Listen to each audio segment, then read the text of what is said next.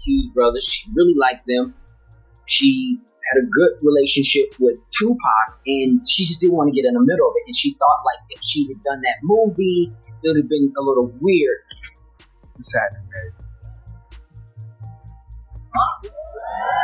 And I wasn't in that bathroom, but, could have happened. But you in the bathroom just in taking a shot. So, I don't know. Larenz Tate just dropped a major bombshell that has fans spiraling. In a recent interview, he hinted that something unexpected may have gone down between Jada Pinkett Smith and Tupac Shakur on the set of Menace II Society. And no, it wasn't a movie scene. The internet is buzzing with theories about what really happened behind the scenes, and it's starting to look like Jada hasn't been entirely honest about her relationship with Tupac. While she's long referred to him as her soulmate, she once described a kiss between them as disgusting, which has many questioning her narrative. So why has she seemingly twisted the story for so long? Larenz Tate might just have the answers. In the same interview, he opened up about Jada and Tupac's real bond, revealing that Jada once turned down the role of Delilah in Dead Presidents, not because of the role itself, but because it was directed by the Hughes brothers.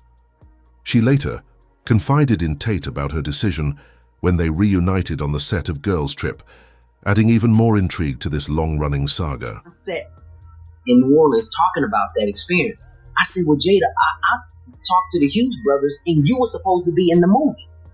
And she says, I was. I said, why didn't you do the movie? That they kept saying they had the character Delilah, who's the sister of Juanita, okay, you was going to be this revolutionary thing. And she was like, I just couldn't do it because at the time I was really close with Tupac, and Tupac had this sort of beef at the time with FYI, Tupac and the Hughes brothers didn't exactly see eye to eye. He was initially cast for the role of Sharif, but due to ongoing issues on set, the directors ultimately decided to fire him, citing his problematic behavior during production. Hughes was like, Tupac, why are you acting like a bitch? You're acting like a bitch right now. You acting like a straight bitch. Let's step outside. This is what I hear. And well, Tupac didn't take the firing lightly.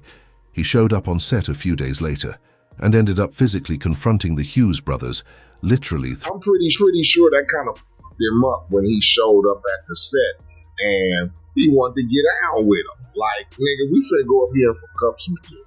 It ain't finna be no talking, ain't finna be no, explaining. Tupac, like, we finna pull straight up there because he probably knew they're not gonna do anything. So let's just go up there and start some shit. The Hughes brothers went on to press assault and battery charges against Tupac, and surprisingly, he didn't shy away from taking responsibility. Pac openly admitted to the incident and ended up serving 15 days in jail for it. They fired me, but did it in a roundabout punk snitch way. So I caught them on the streets and beat their behinds. You know what I'm saying? Okay, I was to the Hughes brothers, and it ain't over. I still got more than jump to the TV. Given everything that went down, Tate revealed that Jada didn't want to betray Tupac by working on a project where he had been treated so badly. She had a close relationship with him and didn't want to get caught in the middle of the drama. In her eyes, taking that role would have felt a bit off. And honestly, it's not all that surprising she felt that way. Tupac was the one who helped her get her foot in the door in the first place. When the role of Ronnie, a single mother in Menace II Society, was first offered to Jada, she was unsure about accepting it and almost turned it down. That's when Tupac stepped in, encouraging her to go for it. In an interview with Entertainment Weekly, she recalled, "I was questioning whether I should do it or not, but Tupac told her, look, just because I'm not doing it, you should still do it." She admitted that she probably wouldn't have taken the role without his blessing.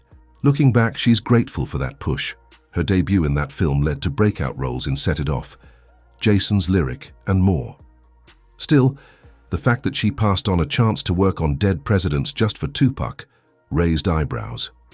Lauren, they even suspected there was more going on between them, suggesting Tupac might have wanted to work with Jada on the same project to get closer to her. In his eyes, it didn't seem like something a friend would do without deeper feelings involved. And honestly, fans have always found their bond a little suspicious.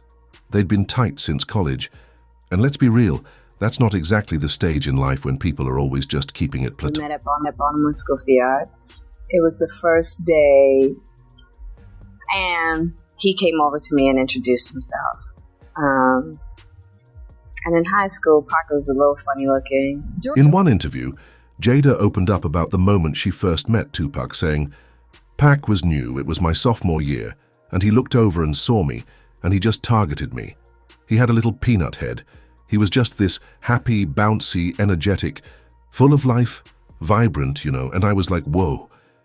Their connection ran deep, and Jada often referred to Tupac as her soulmate. She once said, "If there is such a thing as past lives, I definitely think that Pac and I have traveled a few together." But their bond wasn't just emotional. There were moments when things got a bit more intimate behind the scenes. It turns out the two actually shared understanding a kiss that once, Pac and I had right a on hard Jada's time back porch. understanding According to why her, they were both confused it about just didn't, why there was we no didn't have it. romantic And I talk attraction about it in the between book. them. So they decided to find out That being the on the best back way they knew porch how. of my house, Kisses and Mrs. we're Smith, like and having this discussion. I'm like, okay, Pac, just kiss me. Disgusting kiss between us both. I mean, he pulled back just like, and I pulled back, and I was like, "See, dummy," And from there, it was just like, and then there was one more time he kissed me, and it was just like, and I talk about that in jail when I go to see him in Dannemora. That's a whole other thing. And once again, it's just like, dude, doesn't work. But fans never bought into her version of the story, and for good reason. Not only was the evidence stacking up against her, but even her former assistant came forward with some serious claims. In an interview with Tasha K., the ex-assistant, didn't hold back, labeling Jada as a certified liar and adding more fuel to the fire. I don't think there is anything that she hasn't lied about, even the nature of her relationship with Tupac. Like, she claims they weren't ever sexual, and I think she did that in order to make Will feel better. I think, in my opinion, Jada would lie to anyone in order to save what she feels is their feelings. And it gets even messier, because guess what the assistant revealed next? She shared a story about coming home one day and catching Jada and Pac together in the bathroom. Yeah, that happened. And honestly, there's just no way Jada can explain that without raising a few eyebrows. I remember one time when Jada moved in with me, we wanted to use in Culver City. I remember coming home, she ran out of the bathroom and she's like, Tupac's in the second bath. And she came out with deer headlights. I don't know. I'm just saying I wasn't in that bathroom, but Tasha suggested that maybe Jada freaked out because she was worried the assistant might spill the beans to her mum. But the assistant had a response to that theory. She made it clear that wasn't the case, and she wasn't afraid of causing any drama.